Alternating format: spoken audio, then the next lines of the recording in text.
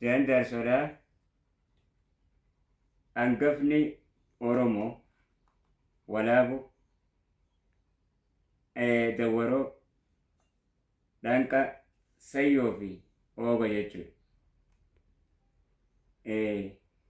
Oromoo fi walaabu Dawwaroon sadeen mirgaa abbaa jedhamanii yaamaman, sadeen bitaa warri jedhaman Dhaanqaa fi Sayyoo fi Oogaadha jechuudha.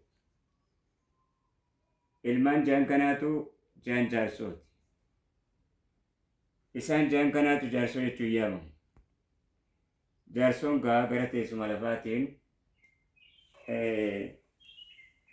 warra barii yookaan bareentumaa keessaa warra daangaarra jiru. Kallattii hundaanuu warra daangaarra jiru jechuudha.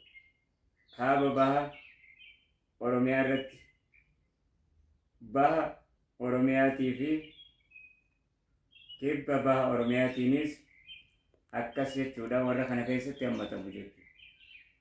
Warra shanan bareentumaa ituuf murawwa keessatti ituuf murawwarraa shanan bareentumaa keessatti warra hammatamu. Shanan bareentumaa irraa yoo gadi buune afran qalloo keessatti yookaan ilmaan afran qalloo keessatti kan hammatamu jechuudha. Afran qalloo irraa yoo gabbuune sadeen ilmaan dagaa keessatti hammatamu. Sadeen ilmaan dagaatirraa yoo gabbuune jaan jaarsoo kanatti dhufnaa jechuudha. Akkasuma jaarsoon wanni ittiin beekamu dubbiidha yookaan heera jechuudha. Jaarsoon maal jedhan hokkama ammaa kan heera jaarsoon dubbattee fixxee waatunaa keessatti hafeettee keessatti hin deebi'inii jedhama. Ilmaan sadeen dagaa hundumaa'u akkas osoo jedhamuu itti mammaakamuu jechuudha. Mammaaksa addaa osoo qabaatan gara heeraatiin heera jaarsoon dubbattee heera biraa keessa hafeettee keessa hin deebiin jechuudha. Maalirraa akkas jedhamu kan jedhu mee gaggabaabsineetuma ilaalla. Heerri jaarsoo sun eessaa maddee eessarraa maddee maal of keessaa qaba eessatti gala kan jedhu waliin ilaalla jechuudha gabaabsinee. Heerri jaarsoo maddi isaa heera afran qallooti. Heerri sadeen ilmaan dagaatiis jaarsoo noolee fi huume maddi isaa madduma caffee raabaadorii tagooroo fugugirraa kan madde jechuudha. Heerri jaan jaarsootiis heera ilmaan sadeen dagaa heera mana bulloo alii kalaga faallaanaatti tumame sanirraa kan maddeedha jechuudha. Heerri jaan jaarsoo kun heera caffee tumaa jaan jaarsooti. Akka ittiin beekamu jechuudha.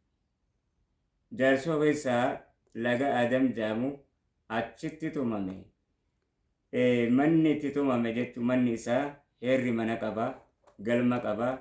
Galmi isaa heera mana badhaasoo mixeeti yookaan galma badhaasoo mixeeti jechuudha. Akkasiin beekama.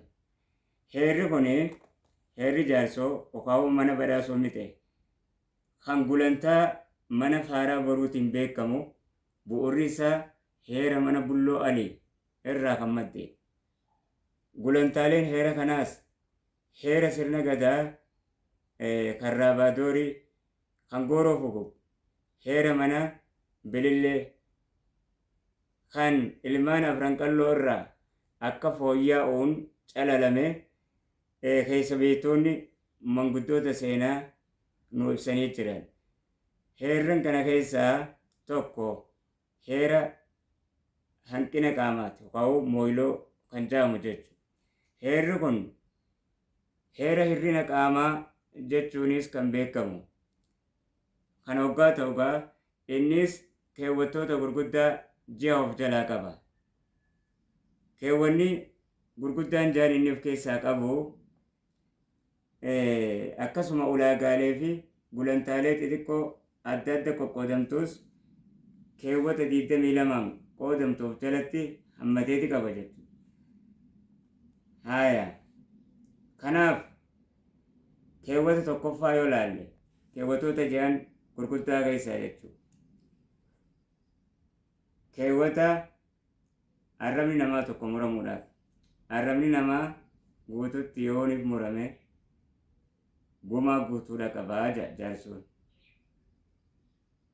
Garuu fiinxatti yoo murame mi'aa fi bushaa yoo addaan wallaale yookaan dubbii addaan baasuu yoo dadhabe walakkaa gumaati qaba. Garuu dhandhama addaan baasee sagalee jechoota muraasa irratti loqodee yoo fide gumaa guutuu irraa harka 3 jechuudha. Tokko sadaffaatu kafalama. Kana lafa kaa'e jechuudha. Garuu cinatti yoo baqaqfame waa murame jechuudha.